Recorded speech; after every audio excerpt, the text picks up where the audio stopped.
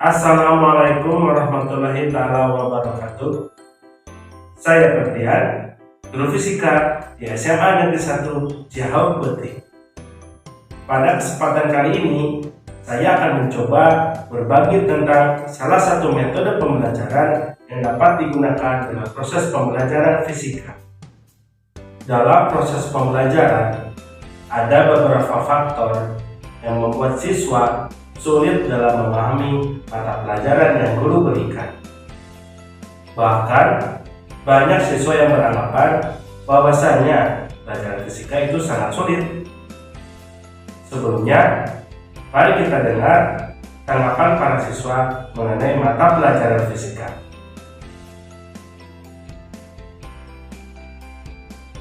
Menurut saya, pelajaran fisika itu pelajaran yang sangat mengasingkan karena banyak teori yang saya susah pahami dan terlalu banyak hitungan. Menantang karena banyak rumus yang harus diingat. Bisa mudah, bisa susah, tergantung cara guru menyampaikan materinya. Setelah mendengar tanggapan dari siswa, sebetulnya ada sekitar 2 faktor yang berpengaruh terhadap tingkat kesulitan belajar siswa. Yang pertama adalah faktor internal, yaitu dirinya sendiri. Siswa memiliki kemampuan, minat, dan motivasi belajar yang berbeda-beda, sehingga dalam satu kelas ada beberapa siswa yang mungkin kurang berminat dalam pelajaran fisika. Yang kedua adalah faktor eksternal atau lingkungan. Salah satunya adalah guru, yang mana kualitas pembelajaran yang diberikan oleh guru akan berpengaruh terhadap tingkat kesulitan siswa dalam belajar. Maka dari itu, kita sebagai guru perlu merencanakan dan melaksanakan proses pembelajaran yang menyenangkan dan berkualitas yang bisa meningkatkan minat dan kemampuan siswa sehingga siswa dapat mengembangkan kemampuannya secara optimal. Nah, pada video ini saya akan mencoba berbagi tentang salah satu metode pembelajaran yang bernama Lomba Cerdas Cermat. Metode pembelajaran cerdas cermat ini adalah salah satu metode pembelajaran yang mengadopsi dari cara-cara dalam pelaksanaan lomba cerdas cermat, di mana siswa akan dibagi menjadi beberapa kelompok. Dalam mempersiapkan metode ini, guru memerlukan waktu yang lebih banyak lagi dari biasanya karena banyak sekali media ajar yang harus disiapkan. Guru juga harus jeli dalam pembuatan kelompok. Jangan sampai siswa-siswa yang memiliki kemampuan lebih disatukan dalam satu kelompok yang sama. Karena metode ini seperti lomba, maka memiliki kelebihan dalam meningkatkan rasa kompetitif siswa.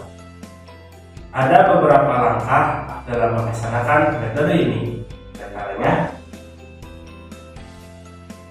yang pertama, siapkan perangkat pembelajaran seperti soal, name tag, form penilaian, bendera, hadiah. Untuk menjawab soal teori, kelompok diberikan waktu selama 5 detik, soal hitungan dasar 1 menit, dan soal menggunakan rumus selama 2 menit. Yang kedua, dalam satu kelas, siswa dibagi menjadi 10 kelompok yang terdiri dari 3-4 orang siswa. Yang ketiga, pada saat pelaksanaan pembelajaran, hanya ada 5 kelompok yang akan tampil menjadi peserta, sehingga dilakukan pengundian untuk menentukan 5 kelompok tersebut. Untuk 5 kelompoknya lagi menjadi peserta pada pertemuan selanjutnya.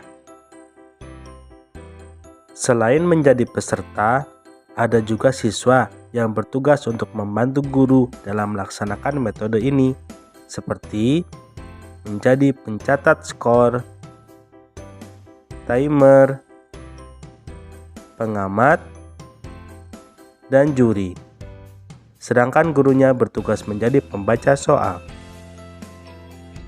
Metode pembelajaran cerdas cermat ini terdiri dari 2 babak. Yang pertama, babak mengalir, dan yang kedua babak rebutan. Untuk babak mengalir, setiap kelompok akan mendapatkan sekitar 6 soal secara bergiliran. Apabila menjawab benar, mendapatkan poin 100. Apabila salah, akan dialirkan ke kelompok yang lain.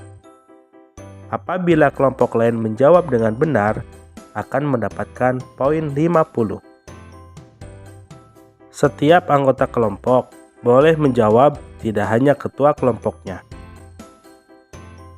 Bahkan, penonton pun akan mendapat kesempatan menjawab apabila semua peserta tidak bisa menjawab dengan benar. Inilah salah satu video proses pembelajaran pada saat babak mengalir. Apa yang kamu ketahui tentang kapasitor?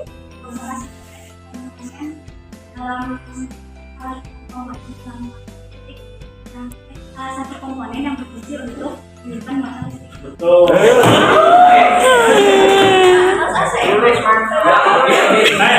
Apakah hasil dari 2 ditambah 4 dibagi 8? 0,5 2,5. betul.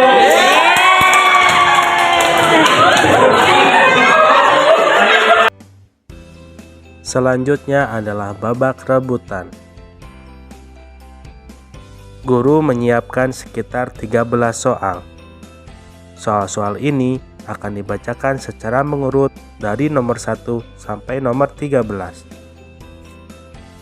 Setiap soalnya akan diperebutkan oleh semua kelompok, dan bagi kelompok yang berhak menjawab adalah kelompok yang lebih dahulu mengangkat bendera. Apabila jawabannya benar, mendapatkan poin 100, dan apabila salah, dikurangi 10. Berikut adalah video tentang proses pembelajaran pada saat babak rebutan. Soal nomor 2. Jelaskan perbedaan antara GGL dengan tegangan jepit. GGL adalah listrik yang belum dialirkan, sedangkan tegangan jepit yang sudah dialirkan. Oke, boleh.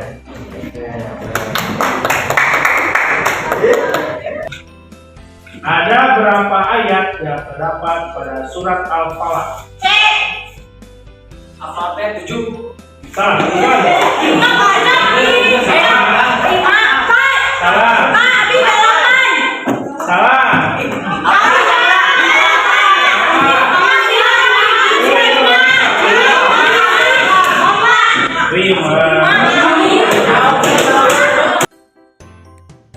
Kelompok yang mendapatkan poin paling banyak, maka dialah pemenangnya dan berhak mendapatkan hadiah. Sumber daya atau materi yang diperlukan pada metode ini dapat dicari dari bank soal, buku paket, internet, dan kreativitas guru. Mari kita sama-sama dengarkan tanggapan dari para siswa. Bagaimana kesan-kesan kamu setelah mengikuti pembelajaran lomba cerdas cermat fisika? Sangat bagus dan bisa memotivasi saya, karena saya yang tadinya tidak bisa belajar di rumah menjadi lebih giat lagi belajar di rumah. Beda dari yang lainnya dan sangat menyenangkan untuk wajib diikuti. Saya menjadi lebih tahu tentang kekurangan saya dan membuat saya menjadi lebih ambisius lagi.